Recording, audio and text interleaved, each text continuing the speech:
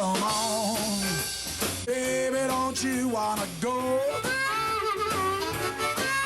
Come on, baby, don't you wanna go? Back to that lemon light city, sweet hope, Chicago. 2 is 4, 4 4 6.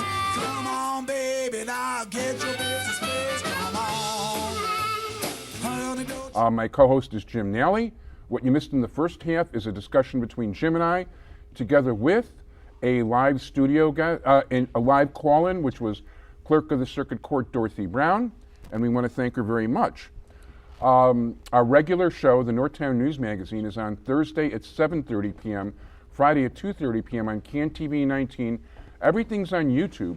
Go to our website at ntnm.org, or check out our well, you can check me out at Facebook, Avi Myers, or go to aviworld.com for Jewish Chicago, which is out and available everywhere and running out.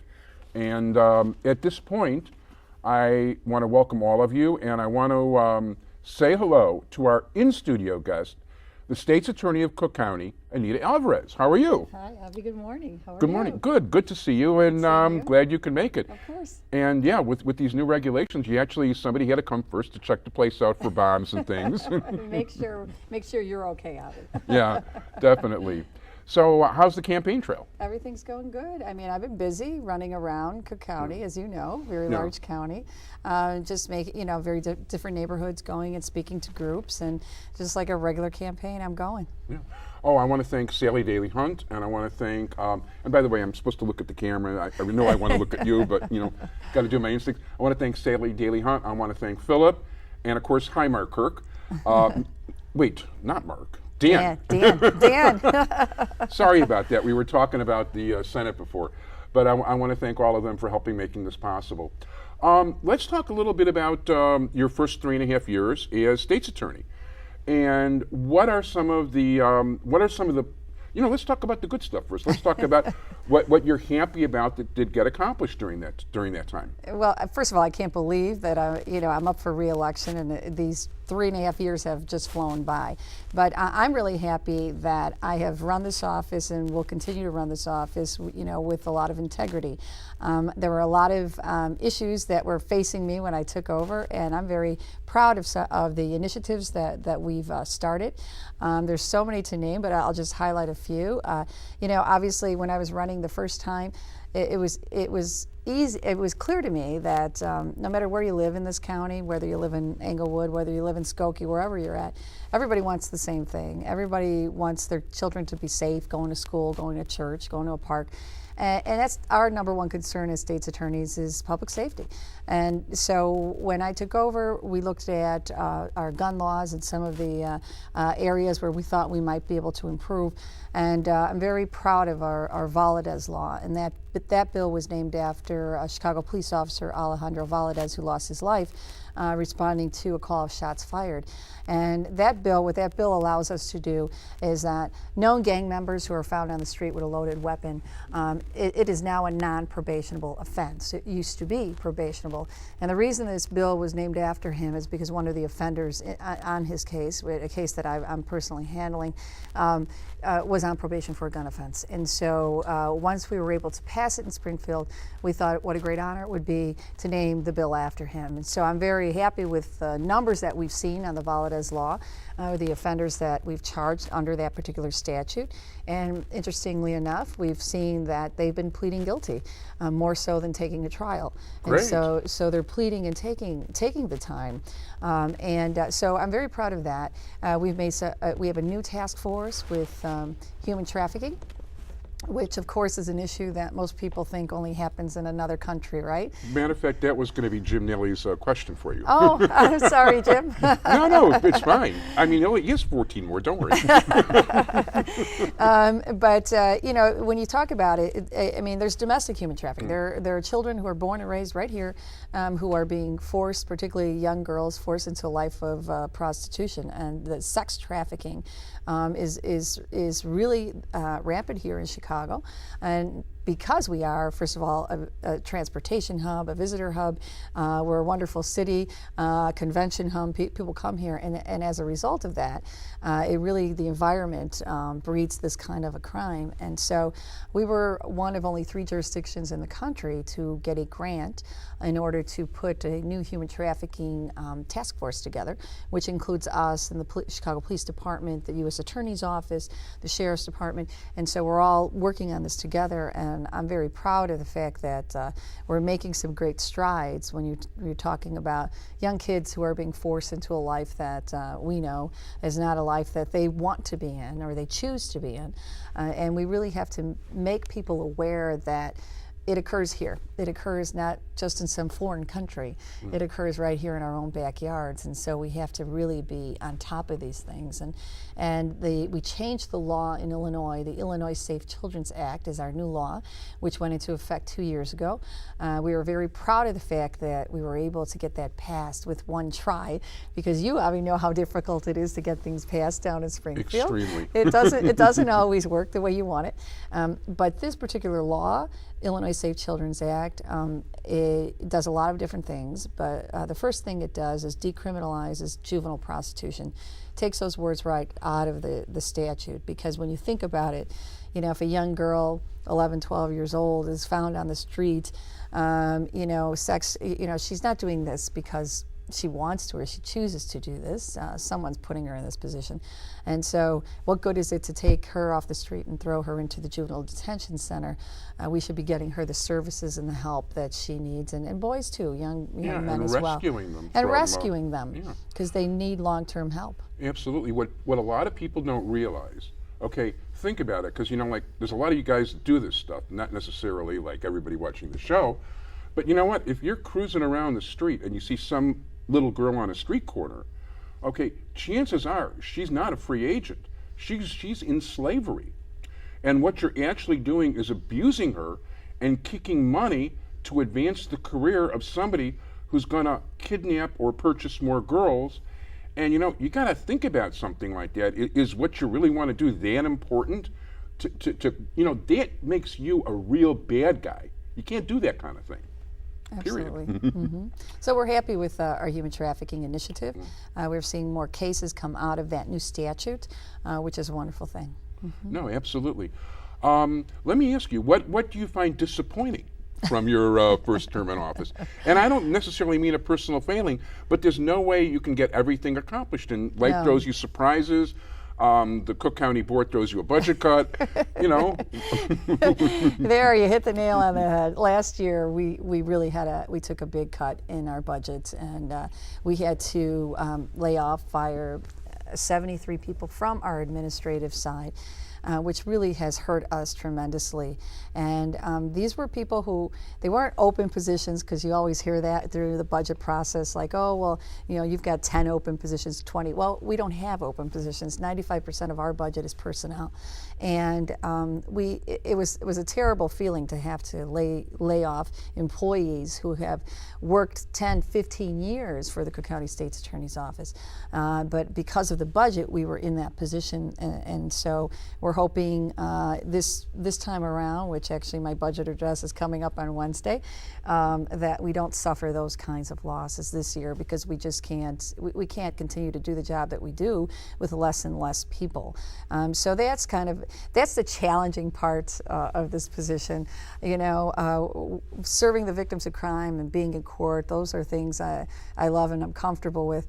The budget process is something that it takes getting used to. And then, the other thing too is, the criticism that you get from the media when, there's a motto in our office always is to do the right thing. And when you, as a lawyer, as a prosecutor, analyze a case and, make a decision, you can't please everybody, but, sometimes the criticism, it's like Monday morning quarterbacking, right? Everybody knows, everybody's an expert. Everybody's an expert on how a case should be handled. And so that gets frustrating, to know you've done something ethically, and you open the paper and there's a headline that tells everybody you did something wrong. It's a condition of the world these days with the talk radio, be it sports or be it politics, and then the newspapers make themselves thinner and narrower and less knowledgeable by jumping on headlines and not looking at content. It's a problem. Jim? Yeah, Question. well, Yeah. I did want to point out on the human trafficking issue, your office really is distinctive in that that's normally handled at a national level. And what you're doing on a local level is probably pretty unique throughout the United States. Is that something that came to you on a case-by-case basis, or how did you decide to take a leadership issue on that? You know, when we started to look at how we handled these types of cases traditionally in our office, and when you looked at it, we weren't doing a very good job, because what would happen in the past is a young girl or a young boy would get picked up, taken over to juvenile court, spend a day or two there, and then put back out on the street. And then if we had arrested the pimp, we expected that young person to testify against the pimp, and I think there's a million reasons why that's a difficult thing to do. And so what were we doing? We weren't doing anything. This kid was back out on the street in a day or two, and we weren't convicting the bad guys. So we said we have to look at this a different way. We have to work up these cases differently. And we have we talk about that it's victim centered, but not victim based, and that's our theory now, because in the past all we did was rely on that victim to try to get the bad guy, and it didn't work. So now we have to build evidence against the person who's putting this child out on the street in a different way. And so that's why this new law is great, because it allows us, for the first time in the history of Illinois, it gives us the opportunity to do a wire on these types of cases. Because we've always had that opportunity to do a state wire on drug cases, people selling drugs, but not people selling children. That's a little backwards. So this new law allows us to do that. And so we can go up on wires on this type of crime, and we're not solely relying on that victim to testify against the perpetrator. And so we're getting evidence in a different way, different fashion, kind of like you work up a financial crimes case. So that's the idea, and what we've seen so far, knock on wood, has been successful. And we were the first state to use a wire on a human trafficking case. And in fact, after we did it, we got a call from some investigators in Florida that said that they were trying to be the first, and we beat them to it. So, but it's great because, Jim, it's something that we have to remind people, as I said earlier, that it's a problem domestically. And so we need to look at it as local prosecutors and not just kind of wait for the U.S. Attorney's Office to handle these types of cases. Interesting. One question. I was just something that crossed my mind. When you wire somebody, are they afraid of being discovered when they're wired? Well, sometimes, sometimes, but for the most part, we have people who cooperate that'll help us in our investigation. Now, okay, dumb question. With today's all modern technology and all the advances and all that, would there be some way to maybe just inject something in somebody's shoulder and have that work that way? I don't know about that. You'd have to have my tech experts tell you about that. I was just curious, because I would think that would be a little more hidden. That's something that. But I think the technology has advanced, so it's not the same way they did wires 20 years ago. Mm-hmm. Now, go ahead. Yeah, just asking, what are your plans for your second term?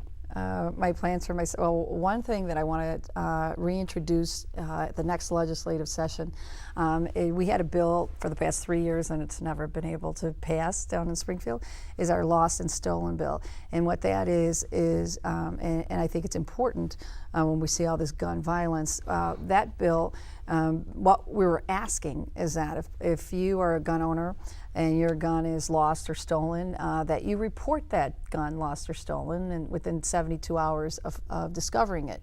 That is, we, report our bikes or, whatever, anything else that's stolen from us. We report that, don't we? So the thought process behind lost or stolen was to try to see if we can't do a better job at really getting those straw buyers, because we know that exists. There are people out there who have a valid FOID card, and they go out and they purchase several guns. And then, as what we've seen every day here in Chicago, is that these guns are just landing in the hands of gangbangers. So we put forth that bill. It hasn't passed, but I think it's important. I think it's a common sense bill. It's a common sense law that will help law enforcement tremendously. So that'll be one of my initiatives, in the next spring session. The next legislative session, and just to continue, obviously, to do what we've been doing in the state's attorney's office. Our community offices, our community justice centers are going quite well, and we've actually the University of Chicago Crime Lab did a study looking at community prosecutions and whether or not community prosecution works. And so they looked here at Chicago and in the Midwest. Milwaukee has some community prosecutions offices, Minneapolis. And the result of that research was that it does work to help reduce certain crimes, certainly not all crimes, but certain crimes. And those community offices that, there's one up on Foster and Right. Western. Yeah. And the last one we opened was centrally located over by UIC. And they're tremendous because it's an opportunity for people to, they can stop in and ask a question. If sometimes it doesn't result in criminal charges, but quality of life issues are, we are able to help people.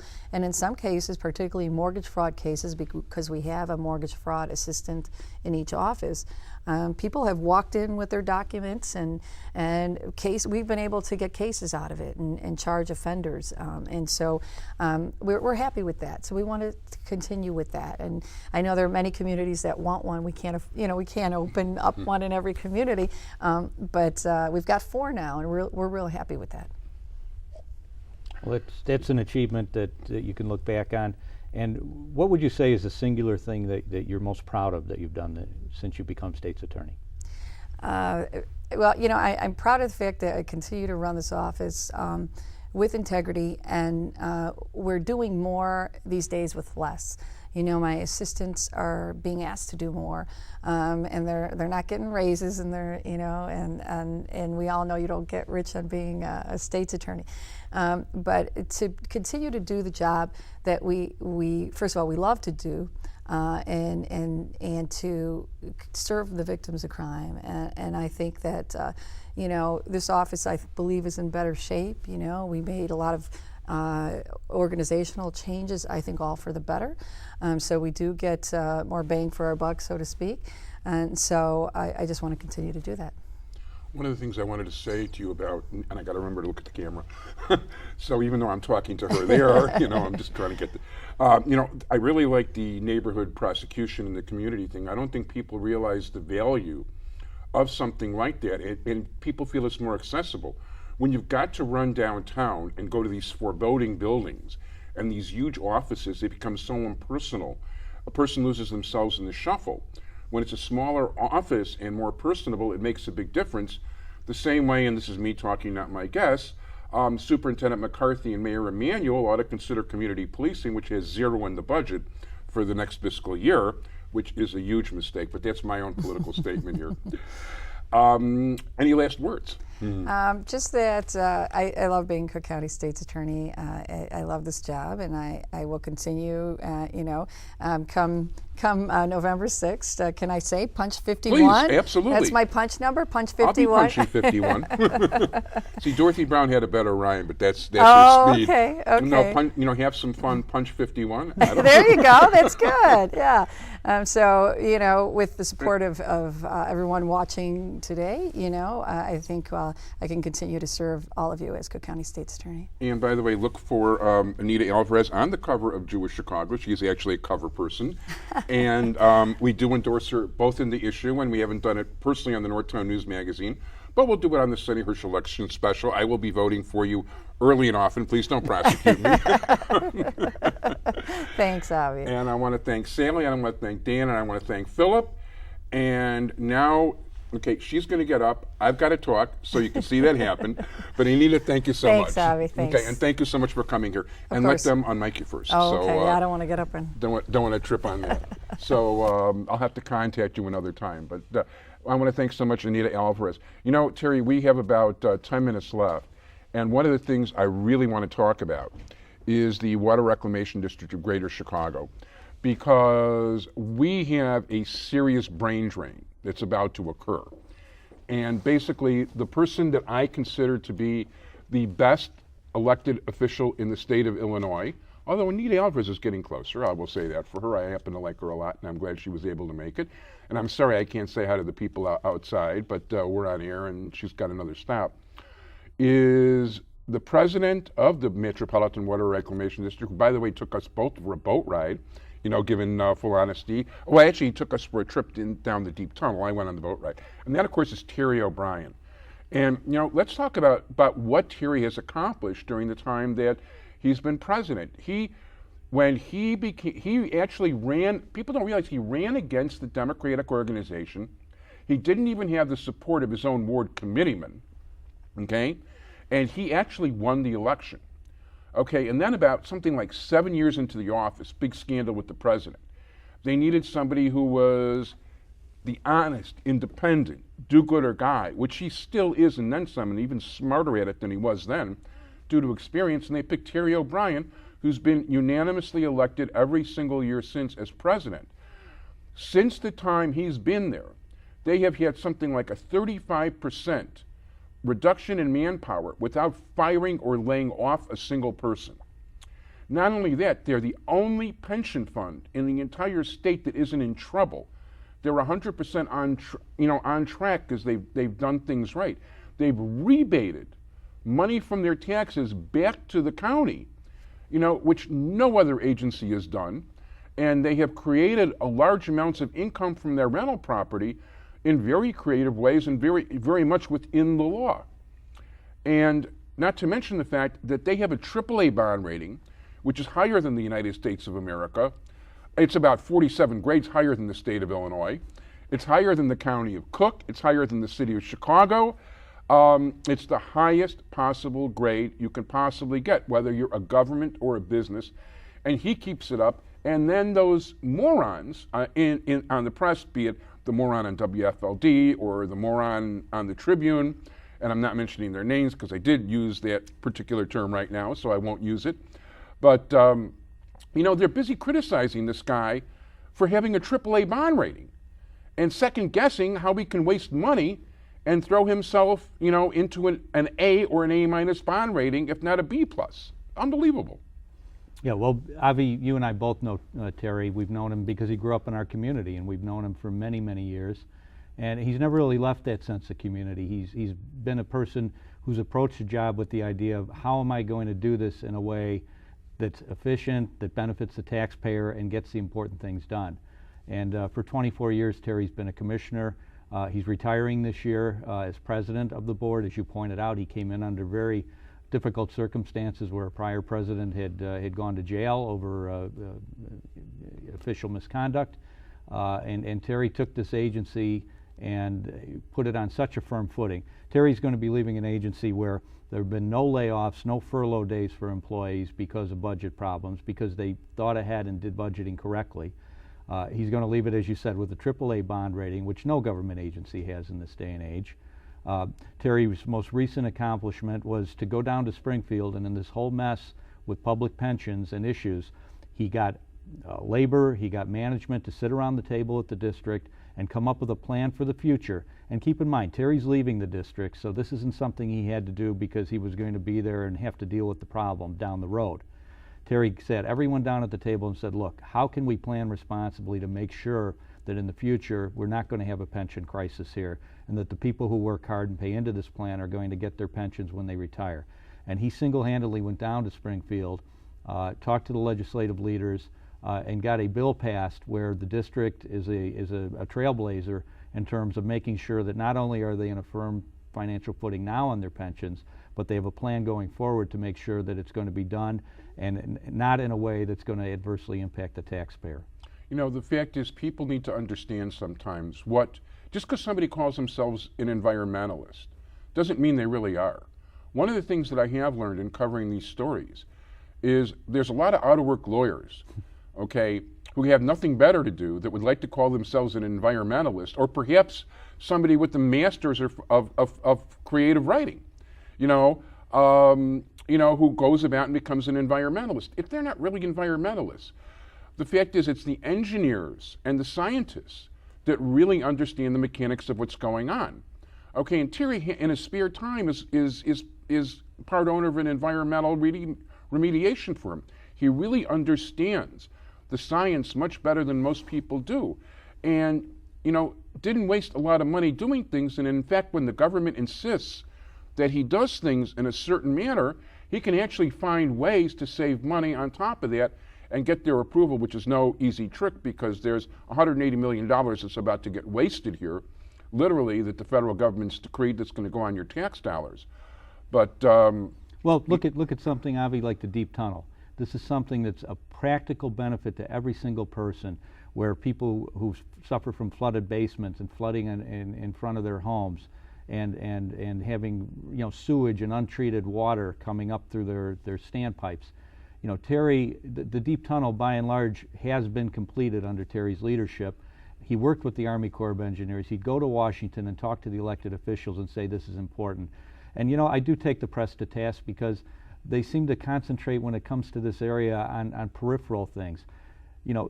They're always talking about how government agencies should be run efficiently, should be run fairly, should be run in a way that is wise with the taxpayer dollar. Here's an agency, and here's somebody in Terry O'Brien who has done that every single day that they've been there. And instead of highlighting that, they go off on tangents and talk about things that really aren't core issues for the agency that he ran. That's true, because they just don't consider him glib or chic enough, and that's too bad, because there's real quality there that you guys missed. Not to mention the numbers of fish has just about tripled in the inland waterways, from somewhere in the 20s to 68, and we're still waiting for that wild gefilte for 69. We've only got about a minute and a half here, Jim. I just want to say, from Jewish Chicago standpoint, pick it up everywhere. Some of the names I'd like to mention that I supported that aren't necessarily in Chicago are State Senate candidate Ari Friedman in the 29th, State Representative candidate Jonathan Greenberg, who's in the 57th. Those are the guys I'm really particularly fond of quite a bit. Jim will disagree with me on this one, of course, but in the 8th Senate District, I'm going to be writing in Tom Morris. And, there's more races than that, but we're down to our last minute.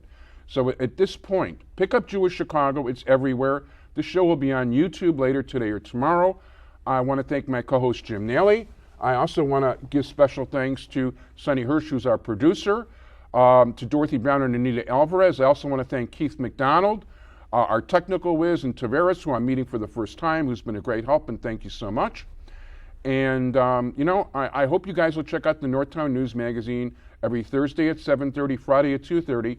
Pick up Jewish Chicago on newsstands everywhere. If you can't find it, go to AviWorld, as in my name, AVYWORLD.com, or hit our news site at ntnm.org. I want to thank all of you guys for being here. Jim, thank you so much again.